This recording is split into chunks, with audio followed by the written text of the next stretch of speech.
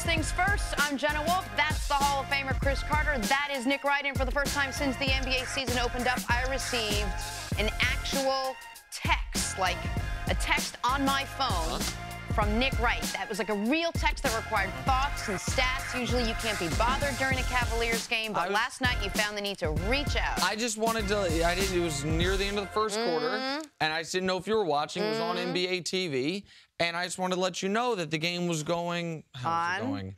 Oh, exactly the way I said it would go. Gotcha. The Cavs cared last night. Well, they cared. They did. You know what I could have done, which I didn't do for the first 8 weeks of the NFL season? I could have texted him during every Giants game, but I chose not to. That's what I chose not to do. Instead, you brought it up on the show every single day. Well, 6 of 1. Fair enough, yeah. But let us talk about the Cleveland Cavaliers. They are actually pretty good when they actually try. LeBron James and company with a 124-119 win over the Bucks last night. James up to his usual antics, 30 points, 9 assists, 8 rebounds, enough to overcome a big 40-point game from Giannis. Nick, does last night prove the Cavs will be just fine? Last night doesn't really prove much of anything because the Cavs were always going to be fine. The defense, by the way, once again last night, not so good. But the difference was the Cavs locked in for a quarter. Yes. And as soon as they showed in the first quarter, we care tonight. Like, if you wanted to do some live wagering on the game, if you wanted to text coworkers and colleagues and friends to taunt them a bit during the game, you were safe to do it. Because you've been able to tell this season whether or not the Cavs were going to be engaged based on how they look in the first 5 or 6 minutes of the game. They took last night seriously. Now, some could argue that if you take the game seriously and you still allow 119 points, you got a bad defense. And they do have a bad defense. But the offense is enough to overcome it.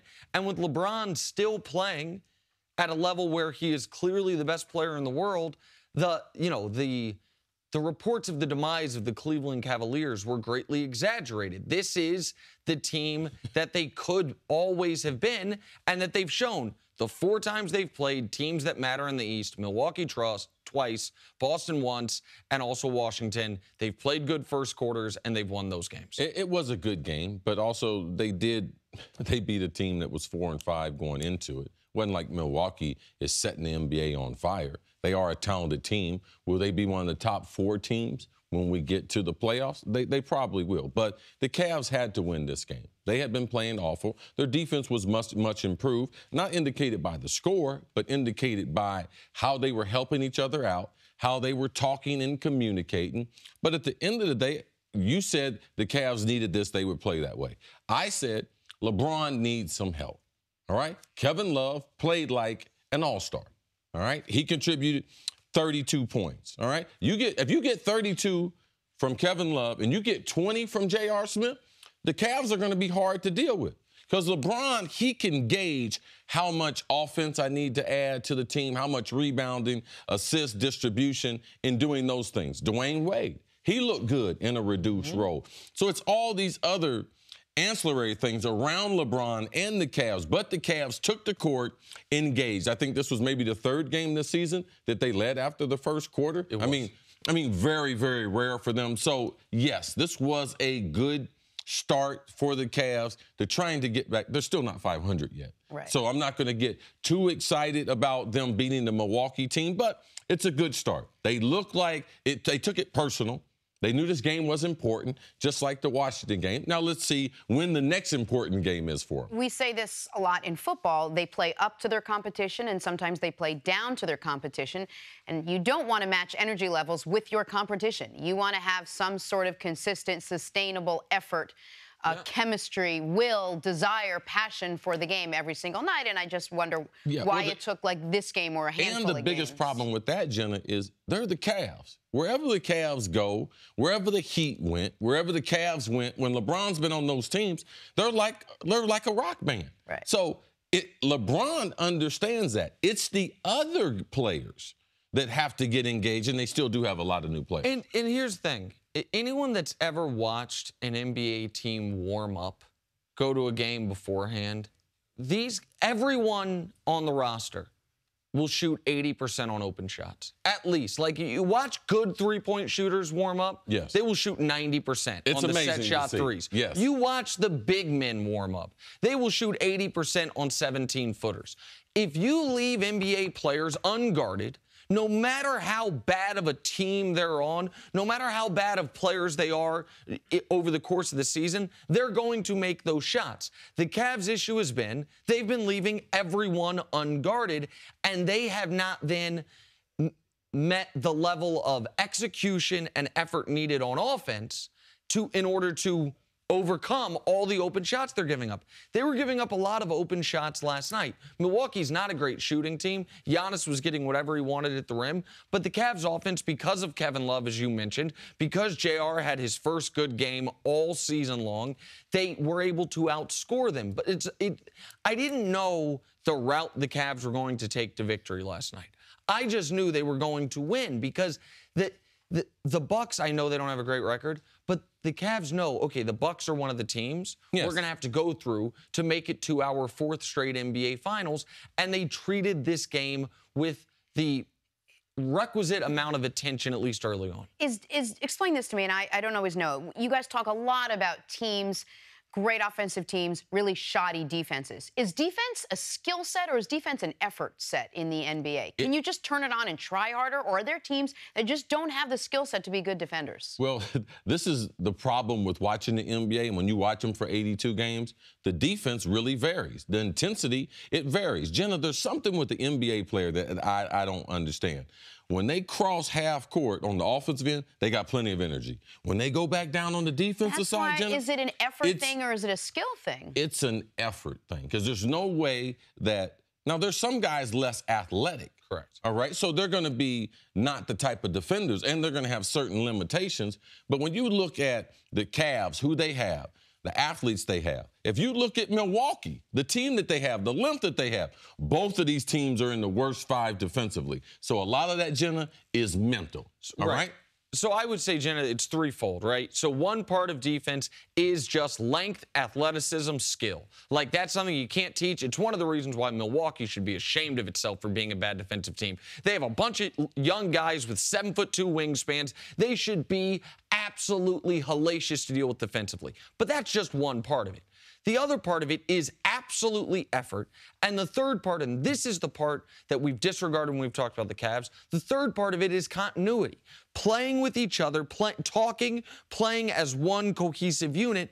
The Cavs have 8 new rotation players. Like, one of the reasons they've been bad defensively is beyond their control. It's because the roster did such a makeover this offseason. The athleticism part's beyond their control. So the one thing they can control is their effort level, which they controlled at least early on last night, and you could see it in the first quarter. Now, in the second quarter, they let off the gas, and they let off the gas a little in the third. The fourth quarter, they made up for it. Kevin Love mentioned after the game that their biggest problem was losing LeBron in the second day of practice, because it wasn't that they lost their best player, but he wasn't able to be on the court to help everyone. We talk about quarterbacks, and if they were taken by another team, they haven't played in that system, how long would it take them to learn the system?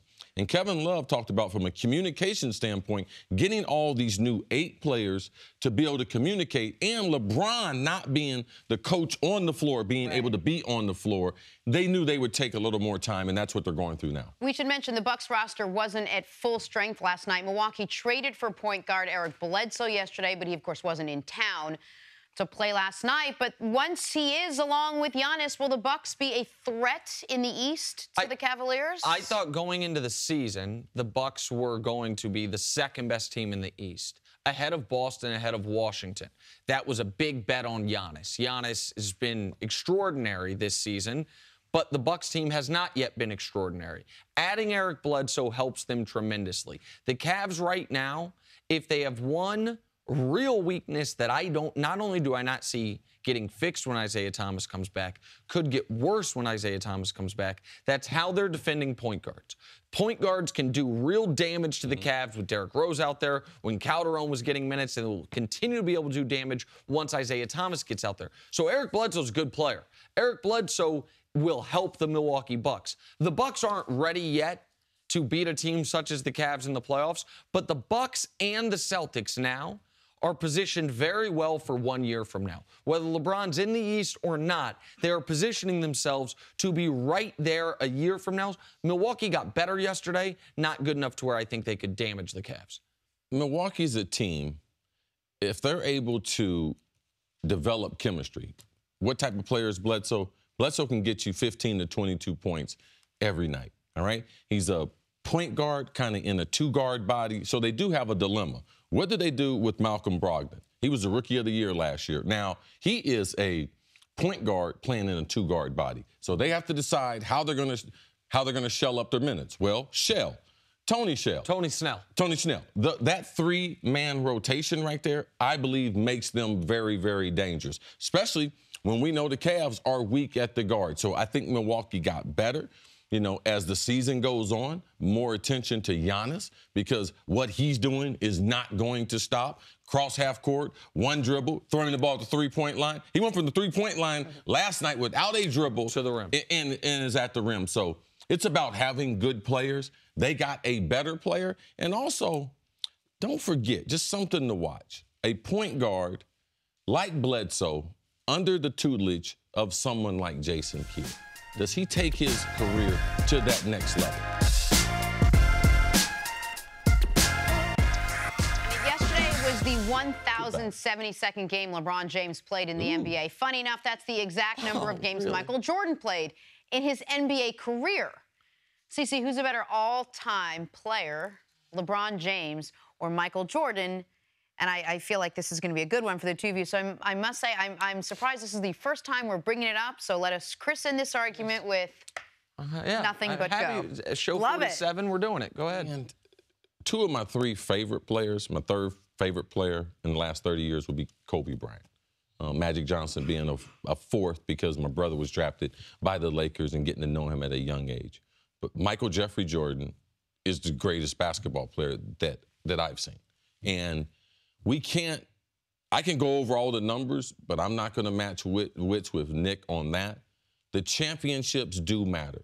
Now, if you say, well, Michael Jordan took 3 years off, I can understand that. If you want to put that argument, he didn't do it, consecutively. He did have a break in there. But what he did in his span of time, we didn't see Bill Russell.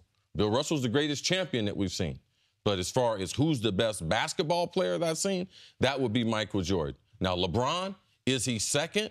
LeBron is a very, very close second, but you can't deny the 6 championships, the 6 MVPs. You can't deny those things. Those things are unprecedented, and that, to me, will give Michael Jordan the edge over LeBron James. I just want to clarify for the audience real quick. Jordan's 6 finals MVPs, 5 regular season MVPs. All right, who is the greatest basketball player ever? That question, you can almost turn it into a tautology. Who is better at basketball than anyone ever? The answer to that question is LeBron James. And I'll go over why in a moment. That is a separate question to who is the most accomplished player ever.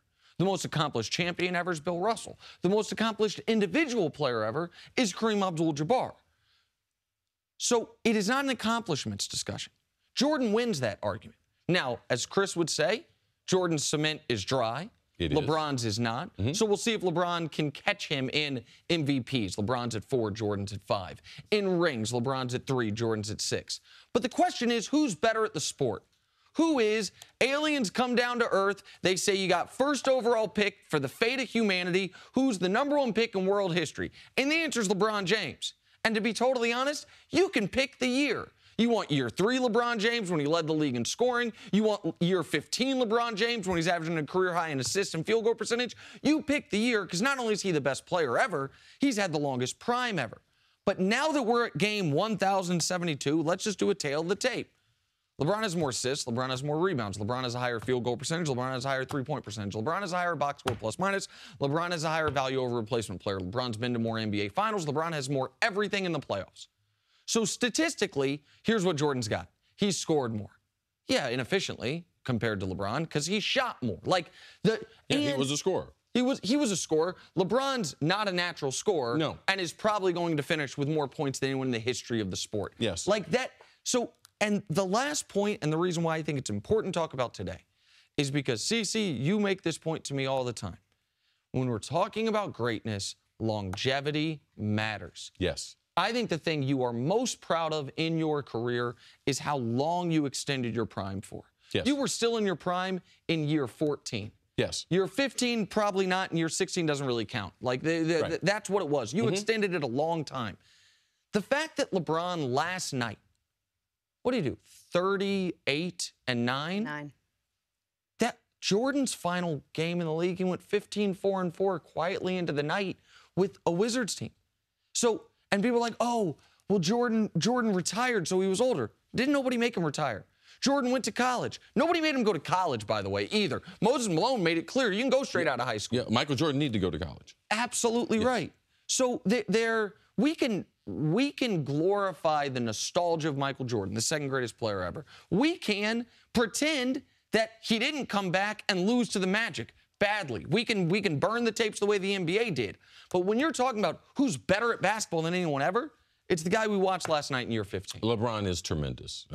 What he does with the basketball, you know, to me, watching LeBron and you read the stat sheet for his career, it's like he's the big fundamental. Like, I know that's Tim Duncan's name, but LeBron is the next big fundamental. Assists, rebounds, points, regular season, games played, playoffs, like all those things. But 6 finals and being undefeated in those finals, we have to tally that. Now, how much are we going to add, you know, how much weight we put on that? That's really up to the individual. Let me ask you this, though, CC. When you look at the teams LeBron's played in the finals, like, would Jordan have been 6 for 6 if he played 3 in a row against these Warriors teams? No. No. Like, there is. No, they would have got one of those. Who would have got one? The Warriors. The Warriors would have at least got one of those. Well, I'm giving them benefit of the doubt. Sure. But he wouldn't be 6 for 6 in that situation. Like, so the 6 for 6 matters. I understand that it matters. Go ahead, Chris. Now, if LeBron was able to get to 4 or 5, because I told you I do some strange math, all right? Went to Ohio State 3 years. We decided to part ways, had to go get me a job. But LeBron's 2 championships in Miami, all right? I give him credit for that. Tremendous. After the decision, getting those 2 championships, coming back to Cleveland, getting that championship, that one to me is worth 2. Now, if he's able to be one of the greatest teams ever in Golden State when they added Durant, I'm going to give him 2 more for that one. So we're going to be sitting at 6. This is like a scene out of The Jerk. Well, I'm just, if you look at the modern basketball, you have to be able to adjust it because LeBron has all the other numbers. Going back to Cleveland and doing what he's doing against the competitions in the West, that right there deserves some credit. I just, the other thing I just want to do is dispel, because there are 2 knocks on LeBron that people fill my Twitter mentions with, right? One of them is fair. The 2011 finals against the Dallas Mavericks. Not only was LeBron not the best player on the court, LeBron was one of the primary reasons they lost. Maybe the primary reason they lost. That nothing to do to go back and change that. Right. Now, what he's done since then is rip off the greatest 7-year stretch in the history of the sport, but he can't change what happened against Dallas. But the other knock on him, Jenna, is people like, who do you want to take the last shot with the game on the line? Well, luckily, now they've played the same amount of games. We got some numbers. In the playoffs, tied or trailing, 5 seconds left, Jordan was 5 for 11. LeBron was 6 for 12. What's the most clutch moment you can play in? A Game 7 in the playoffs? Who has the highest career points per game in Game 7s of the playoffs? LeBron James. Like, did those series make it to 7 games? 2 of them did. Okay. Against the Pacers at the tail end of the last year and against the Knicks, I think, year 2. Right. The one thing that I would say about Michael Jordan, and the other thing besides the championship being undefeated, that Michael Jordan as a defender was a better defender than LeBron James. Couldn't guard as many positions, though. But Michael Jordan, 10 times first team All-NBA, 9 times first team All-Defensive NBA. So he duplicated almost what he did on the offensive end, also on the defensive end. Listen, I laid out because I really wanted to hear this, and I'm just going to say this, and I know we're up against time and whatnot. Listening to you give your speech about LeBron James, it's almost like a song. It's like one of the most beautifully laid out arguments that I hear you do, and I hear you every single morning. It doesn't take away from you. And I go both ways on this. I watch Michael Jordan play. I am watching LeBron James play. I love both of them. I go back and forth. But when you lay it all out like that, it is some of the most like coherent, well thought out, fantastic points made. I could listen to you do that. He's not crazy. Listen, I appreciate I just wanted to say that, and I think people should know. I only wish you could be doing that in front of LeBron. I wish LeBron, LeBron, come sit next to me. I want to tell you something. Last point I'm going to make on it is this, because I know we got something to do. If you are a Jordan believer, and anyone out there, please, for your sake, enjoy and take advantage of these next few months. Because once LeBron's doing this in year 16 and year 17, and then he's playing, and then he has the most points ever, and he has more assists than Magic, it's not going to be an argument anymore. The fact that it's even still an argument, kudos to the Jordan fans out there. Moving on to the Steelers, who are tied with the Patriots atop the AFC at 6-2. Both teams coming off a bye. Both teams primed to be there in January. Both teams have an S in their name. Ben Roethlisberger was asked about a potential showdown with New England. Take a listen. People are fixated on because they're the champs. When you do that and you have the title, you should be looked up at. They deserve it. You obviously pay attention to what other people in the AFC are doing. So, yeah, you know what's going on. The nice thing is we have to worry about us. We'll worry about New England when we play New England. We'll let the other teams that have to play them until we play them, worry about them. Nick, you've been quietly whispering this all along, that the Steelers are your favorites in the AFC, but should they definitely be considered? I mean, they and the Patriots have the same record. Steelers are the best team in the NFL. So, yes, they should be the favorites in the AFC. Okay, wait a second. Based on what, though? Like, based on... Because you're a numbers guy. Which numbers typically lead you to facts. How are the Steelers the best? Inform Jenna and I. Okay. As uneducated people. So, would you say the Steelers' strength is their offense or their defense? Their offense. Okay. I'm so glad you said that. That was a big risk by me, but you said exactly what I'd hoped you would say. Right now, the Steelers, second in the league scoring defense, second in the league points per drive given up against, fifth in the league total defense. The defense right now is carrying them. And their offense, 20th scoring offense, 10th total offense. I fully expect, and with good reason, that offense only to get better. They still have Big Ben. They still have Le'Veon Bell, who's rounding into form. They still have Antonio Brown. All of a sudden, Juju Smith-Schuster looks like a legitimate weapon, and Martavis Bryant's back knowing he's not being traded. So a team that we thought was going to be carried by their offense has been, go ahead and take that. Let me borrow this. Has been carried by their defense. Let me see a defense that they have spent 5 consecutive first-round draft picks on, and a defense that is rounding into form as well. So the Steelers, everyone that watches the show knows Nick Wright picked the Giants to go to the Super Bowl. Very few people know who Nick Wright picked to lose to the Giants, to beat the Giants in the Super Bowl. That is the Pittsburgh Steelers. I've been big on them all year.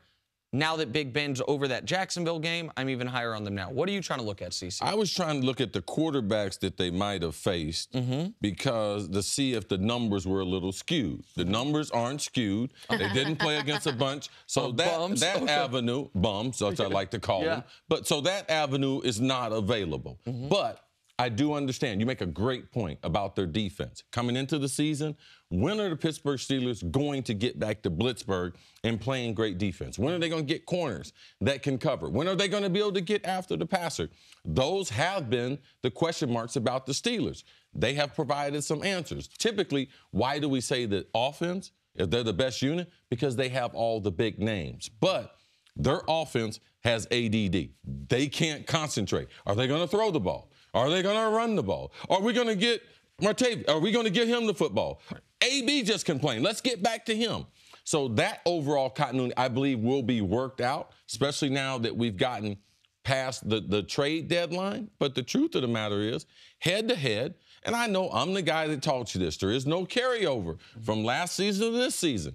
But, Jenna, Big Ben and Tom Brady have faced each other 9 times. All right? Yeah, the answer is probably Patriots. I'm not even sure what the question is. Patriots won 7 of those. So 7 times Big Ben went back home with a black eye. I can help you. I can make that sound even better for you. Go ahead. Big Ben, in games between Big Ben and Tom Brady, Big Ben has only won once since 2005. So once in the last 12 seasons. I wasn't going to go for the killer chokeout because we need you for the rest of the show. All right? So up and down the roster, On offense, defense, special teams, almost everywhere but quarterback, yeah, you're right. It looks like the Steelers have the advantage over the Patriots. But there's a reason that Ben Roethlisberger keeps getting asked about the Patriots all the time, and that the Steelers keep getting asked about the Patriots and about this AFC matchup, even though they're not playing for another couple weeks. They can't beat this team, even though they are seemingly, on paper, are a better team than the Patriots. Well, listen, but the teams that have played in the past are not the teams playing this year. And what I know is this: the Steelers have two guys. Are the coaches the same? Man, I really like Mike Tomlin. I think Mike Tomlin is a great head coach. Yeah, me too. I like Mike Tomlin. But in a head-to-head against Bill Belichick, I'm going to take Belichick. Okay, yeah, if there were no players involved, sure. If it was just... What is Tomlin's record against Belichick? Oh, it's similar to Big Ben. Oh, okay. Great, I understand that. So but these are different teams with different situations. Right now, this is what I know. On offense, the Steelers have not one, but two guys who would be far and away the most skilled player on the Patriots outside of the quarterback, Le'Veon Bell and Antonio Brown. On defense, the Steelers have four guys that'd be the Patriots' best defender now that Dante Hightower's gone. Cameron Hayward, Stephon Tuitt, Ryan Shazier, who might win NFL Defensive Player of the Year, and a low-key underrated signing this offseason, Joe Hayden.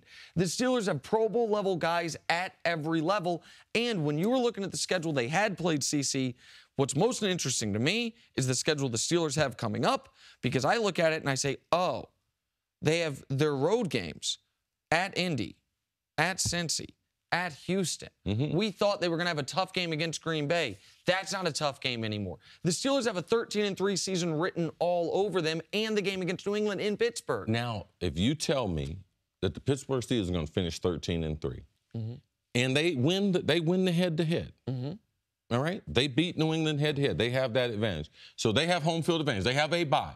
Now, there's three teams in the AFC we're worried about, right? We all admit Kansas City, Pittsburgh, New England. This is the important thing for Pittsburgh. They do not have a great matchup against New England unless they play at home, all right? So they need home field advantage. Now, they match up well against Kansas City. So very well. Pittsburgh has a similar record to Kansas City as New England has against Pittsburgh. So these games now, as we get past Halloween, each game becomes very important because you do not want to go to Foxborough in January, and based on the matchups and the way the Steelers play, because the Steelers can be a Jekyll and Hyde home and away too. So if the Pittsburgh Steelers finish 13-3, I do believe they have an advantage over New England. But if you talk about head-to-head, a neutral site, I'm going to take New England because they've had so much success against Pittsburgh and the style of defense. Now, Pittsburgh hasn't had the secondary to go against New England like they have now. So I am in agreement with you on that. But this is going down the wire for a close matchup. Now the games become really important.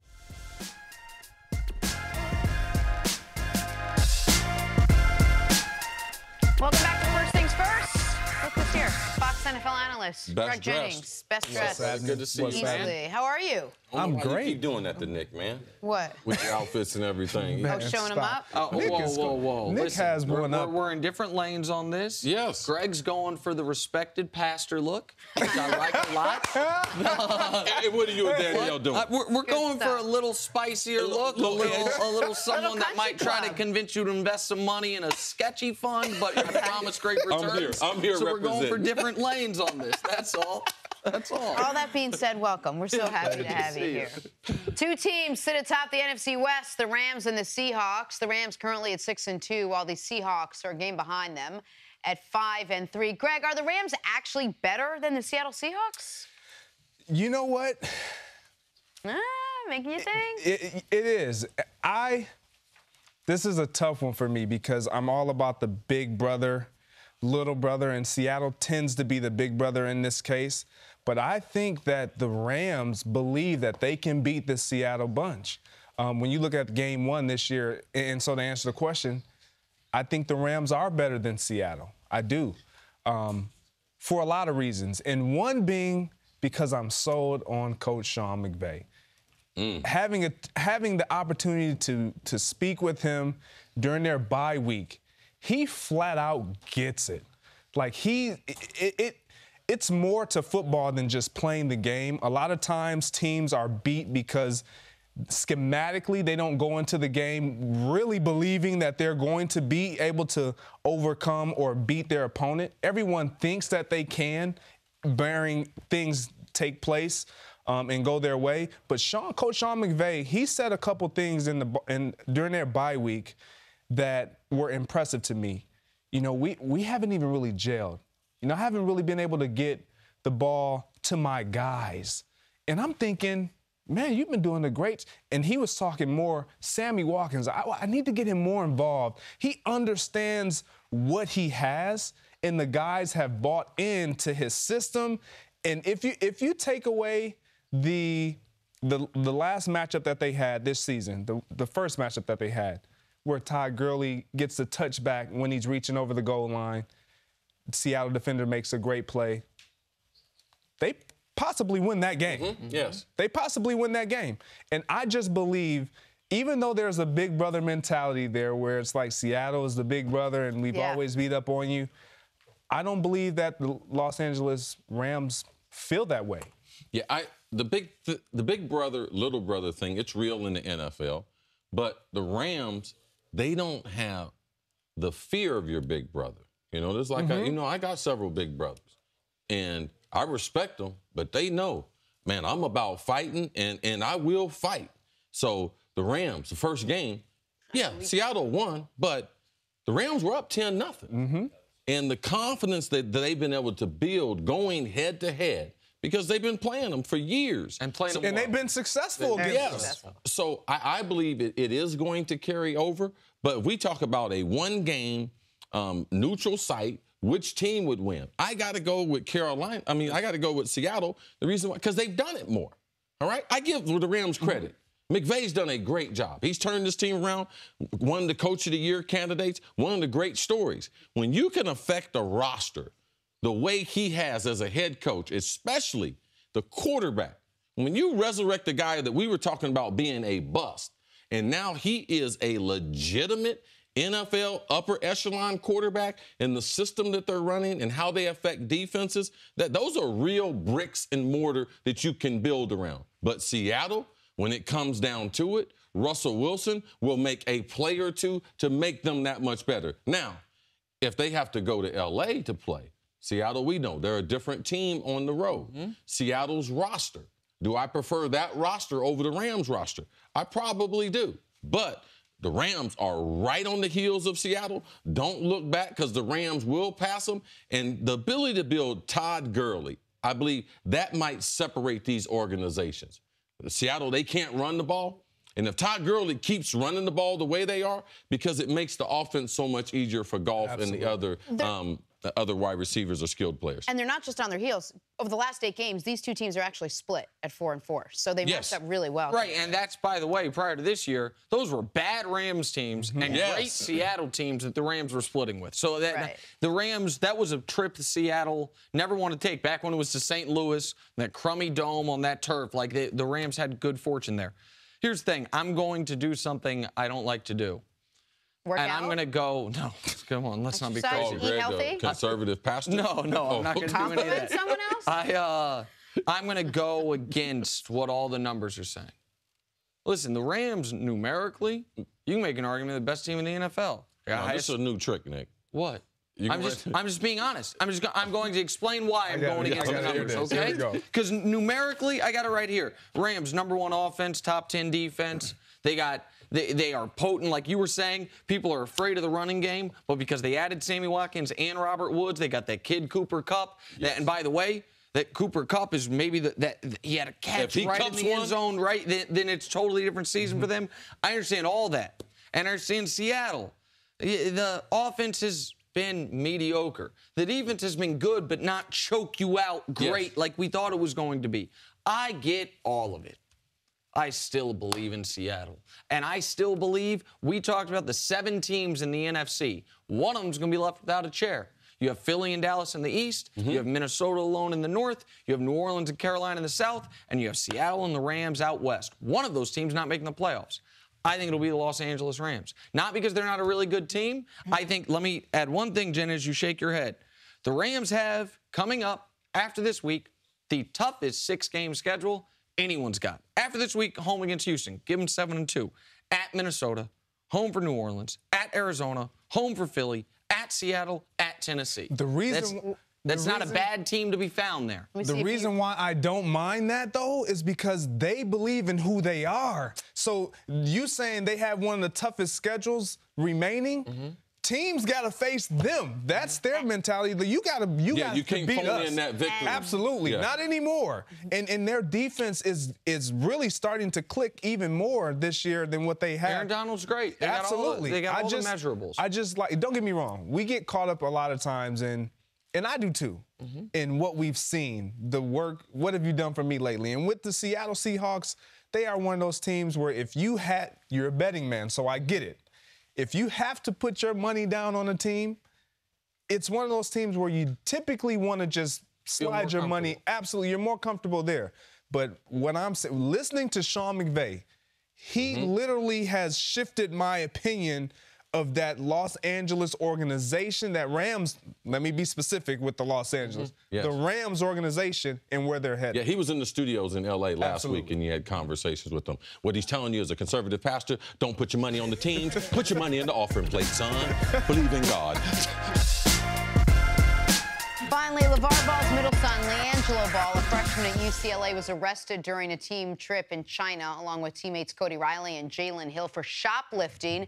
They reportedly were released on bail today. Nick, what was your reaction to this? That I just hope these guys get back to the States quickly. I don't know if they did it or not, okay? But for the sake of this discussion, let's assume they did do it.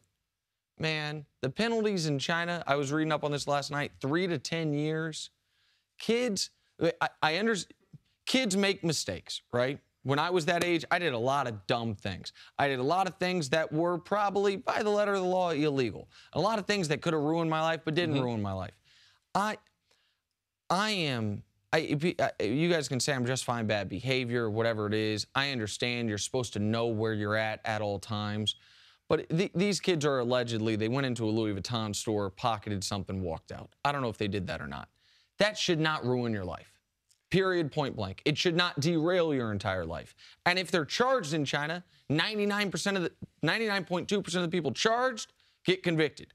It's 3 to 10 years. So whatever the penalties are, should be suffered at home, at school, and in the States. I just hope they get back to the U.S. So how would we feel if they were in Beverly Hills, which is close to where the campus was, and they were in the Louis Vuitton store, in downtown Beverly Hills, and they were stealing stuff from there? How would we feel? Well, what we would feel is maybe they get kicked off the team. Maybe they get a criminal record. What they're not staring at is 3 years minimum in jail. But would you say, they're just kids being kids, it's a stupid thing for them to do? No, I would say you've got to pay Well, one of the kids who was accused of stealing is riding around in a very expensive automobile on campus. So obviously he had no reason to be stealing because obviously he has money.